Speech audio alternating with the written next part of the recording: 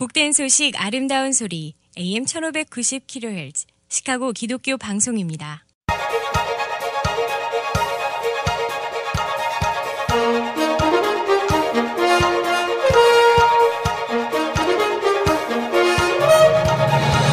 김정일 해설위원의 시사 해설. 세상을 넓게 봅니다. 삶의 지평이 넓어집니다.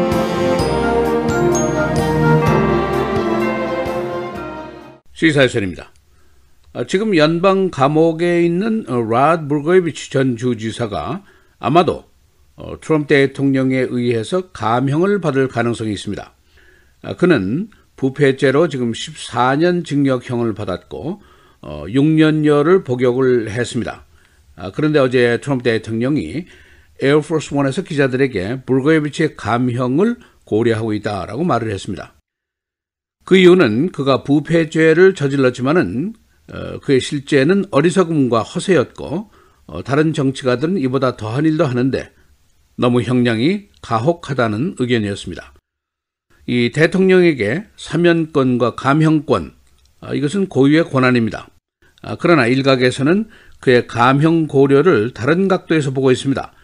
트럼프 대통령이 사면권을 정치적으로 악용하고 있다는 비난입니다. 예를 들어서 지금 기소가 이미 되어 있는 그의 수하들에게 안심해라, 내가 사면권이 있다, 또는 특검에 협조하지 말아라, 내가 책임진다, 이런 시그널을 보낸 것이 아니냐, 그런 의심들을 하고 있습니다.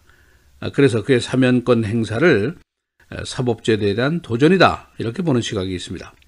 시카고 지역에서는 두 개의 의견이 혼재하고 있습니다. 하나는 역시 14년형은 너무 가혹하다, 블거예비치가 돈을 모은 것도 아니지 않느냐 하는 의견이 있고, 또 다른 하나는 일리노이 주의 10명의 거버너 중에 4명이 감옥에 갔는데 일벌 100개 해야만이 이 부패를 없앨 수 있다, 그런 의견도 있습니다. 그래서 오늘은 트럼프 대통령의 블거예비치 감형 고려 어떤 내용인지, 또 찬반 의견의 근거는 어떤 것인지, 또 한인 사회와 블거예비치 전 주지사와의 인연은 어떤 것인지 잠시 살펴보겠습니다. 라드 블거예비치 전 주지사는 지난 2011년 17개의 죄목으로 기소가 돼서 유죄 판결을 받았고 14년 징역형에 처해졌습니다. 그는 지금 덴버에 있는 연방교도소에서 6년여 복역을 했는데 지금 61살, 2024년에나 풀려날 수가 있습니다. 지금 그는 교도소 안에서 재소자들에게 역사를 강의하고 있고 상담도 하고, 또 교도소 내에 밴드가 하나 있는데 그 밴드의 리드 싱어로 활약을 하고 있다는 소식입니다. 그는 그의 유죄 판결에 불복을 했습니다. 항소심에도 갔었고 대법원에도 소청을 했었는데 그러나 모두 기각이 되고 말았습니다. 그의 주장은 내가 상원의원 자리를 팔아먹으려고 한 것이 아니다, 일상적인 정치 행위를 한 것뿐이고 다른 정치인이라도 모두 그랬을 것이다, 나는 정치 헌금을 모금하면서 한 푼도 내 개인적으로 먹은 것이 없다 하는 주장을 계속해 왔었습니다. 어제 트럼프 대통령이 에어포스 원에서 한 말도 이와 비슷한 이야기입니다. 그가 어리석은 말을 많이 했고 허세도 많이 부렸지만은 그에 대한 14년 징역형은 좀 지나친 것이다, 여러 정치인들이 이보다 더한 행동을 한 것도 우리가 알고 있다라고 얘기를 하면서 코로나는 그의 감형을 고려하고 있다라고 의견을 얘기를 했습니다. 트럼프 대통령은 블거예비치 감형과 함께 2명에게 이미 사면을 했든지 또는 사면을 고려하고 있다고 밝혔습니다. 한 사람은 데니스 소우자, 보수 언론의 언론인이고 선거기금법 위반으로 유죄 판결을 받았지만 이미 사면 조치가 됐습니다. 또 다른 한 사람은 마르타 스튜어트, 유명한 방송인이죠. 조사관에게 허위 진술을 한 죄로 유죄 판결을 받고 지금 복역 중입니다. 그런데 트럼프 대통령의 이런 생각을 정치적인 악용으로 보는 시각이 있습니다. 그가 헌법이 대통령에게 보장한 사면권을 사법제도에 대한 도전으로 악용을 하고 있다 하는 의견입니다. 예를 들면은 그가 사면 감형을 하려고 하는 사건의 검찰들이 모두 트럼프 대통령의 정적들입니다. 한 사람은 뉴욕 검찰의 프리스 버라라, 이미 파이어가 된 사람이고, 그 다음에 또 한 사람이 제임스 코미 전 FBI 국장이고, 그리고 블거비치 전 주지사를 기소한 검사가 제임스 코미의 아주 최측근 검사인 패트릭 피츠제럴드 검사였습니다. 때문에 트럼프가 사법계의 정적들을 모두 뒤집어 엎겠다는 의도로 해석을 하는 시각이 큽니다. 트럼프 대통령이 민주당 거버너인 블거비치에게 감형을 한다는 그 이유가 가장 설명이 쉬운 부분이 바로 이 부분이라는 이야기입니다. 둘째는 그가 지금 역시 선거법 위반으로 조사를 받고 있는 그의 개인 변호사, 바로 트럼프 대통령의 연문이 있던 성인 영화 배우에게 입막음조로 $13만 건넨 바로 그 사람입니다. 마이클 코헨에게 걱정 마라, 내가 사면권이 있다라는 시그널을 준 것이 아니냐 하는 의심을 하는 사람도 있습니다. 또 한 가지는 러시아 수사에서 지금 이미 기소가 되어 있는 마이크 플린 전 안보보좌관 등에게 검찰의 수사에 협조하지 말아라, 내가 구해줄 것이다 하는 시그널을 준 것이다, 이렇게 보는 겁니다. 그래서 일각에서는 이런 불순한 동기에서 사면 또는 감형을 거론하는 것이다 라고 보는 시각입니다. 블거비치 감형에 대한 일리노이 주 쪽의 의견은 크게 두 개로 갈리고 있습니다. 오늘 진보계 신문인 선타임스는 사설을 통해서 이렇게 주장을 하고 있습니다. 트럼프 대통령의 정치적인 복선이 있든 없든 그것은 차치하고라도 블거비치에 대한 14년 징역형은 불공정한 처사다, 지나치게 가혹하다 하고 지적을 하고 있습니다. 이 사설은 블거비치의 처벌은 사법 정신에 대한 졸렬한 모조품이다 라는 정도의 혹평을 하고 있습니다. 전 거버너인 조지 라이언도 6년 반 징역을 살았는데 이 정도면 충분하다 하는 주장을 폈습니다. 그러나 보수계 언론인 시카고 트리뷴은 오늘 역시 사설을 통해서 이에 반대되는 의견을 제시했습니다.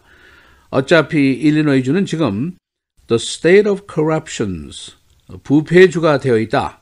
4명의 거버너가 줄줄이 감옥에 간 사실을 지적을 하고 있습니다. 그에 대한 처벌은 공정한 것이고 더 나아가서 다른 부패한 정치인에게 대한 중대한 경고라고 해석을 하고 있습니다. 이 블거비치 전 주지사가 지난 메모리얼 데이에 바로 월스트리트 저널의 기고문을 게재를 한 적이 있습니다. 그 내용은 자신은 정치적인 동기에서 공격을 받고 있으며 일상적인 정치 행위를 했을 뿐이다 라고 주장을 거듭했습니다. 이 기사 게재 이틀 후에 트럼프 대통령이 감형 고려를 이야기를 했습니다. 블거비치는 공석 중이던 일리노이 연방 상원의원 자리에 대한 임명 권한을 행사하면서 정치 헌금 반대 굿보를 노렸었습니다. 그의 이런 시도와 발언을 FBI가 몰래 도청을 해서 그가 주지사 재임 중에 자택에서 그를 체포를 했고 2011년에 기소를 했습니다. 2009년에는 주의회가 그를 탄핵 조치를 했습니다. 변호사였던 그가 시카고의 권력자였던 장인 리처드 메일 시의원의 후광으로 주 하원 의원이 됐고 그 다음에 연방 하원 의원이 됐고 그리고 주지사까지 올라갔습니다. 그는 한인사회와 특별히 가까운 관계를 가지고 있었습니다.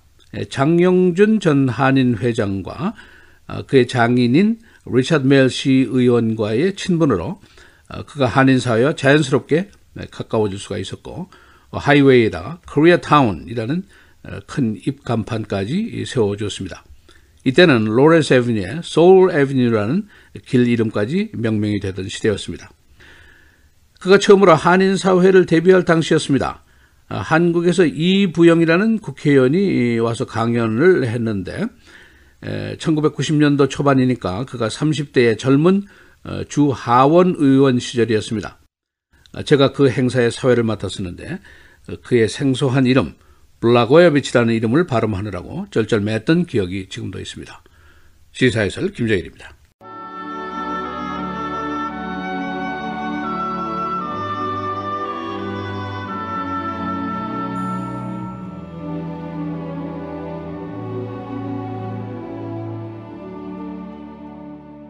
남편들아, 이와 같이 지식을 따라 너희 아내와 동거하고 그를 더 연약한 그릇이요 또 생명의 은혜를 함께 이어받을 자로 알아 귀히 여기라.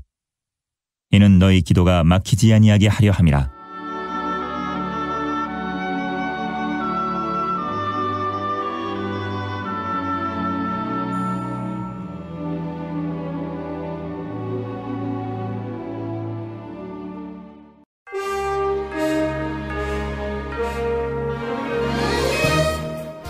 6월 1일 금요일 헤드라인 뉴스입니다.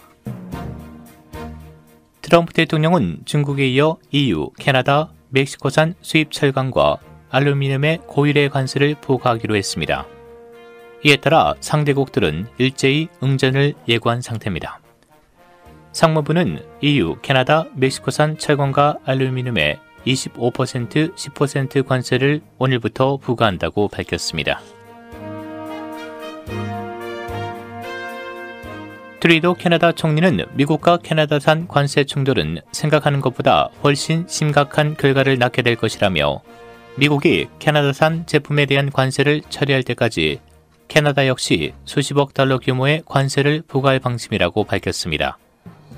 EU도 오는 20일부터 미국산 수입 제품에 대해 수십억 달러 규모의 보복 관세를 매길 계획이라고 밝혔습니다.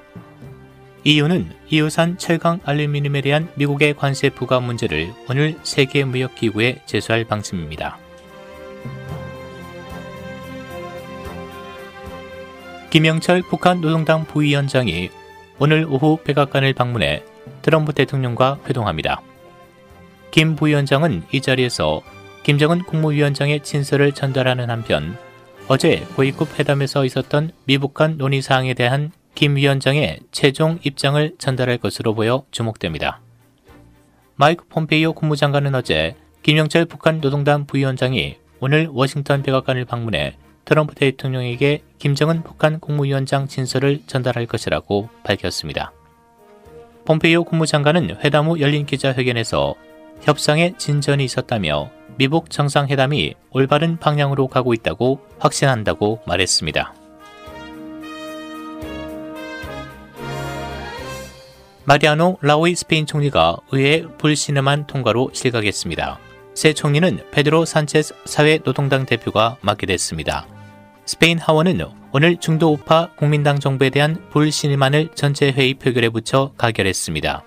사회당이 제출한 라호이 내각에 대한 불신임안은 제적 350표 중 과반인 180표의 찬성으로 통과됐습니다. 트럼프 대통령이 블라고야비치 전 일리노이 주지사에 대한 특별 사면 또는 감형을 계획 중이며 여성 기업인 마샤 스튜어트에 대해서도 사면을 검토하고 있는 것으로 알려졌습니다. 트럼프 대통령은 어제 보스 농객 디네스 디수즈에 대해 특별 사면 조치를 한 후 블라고야비치와 스튜어트에 대한 사면 계획을 밝혔습니다.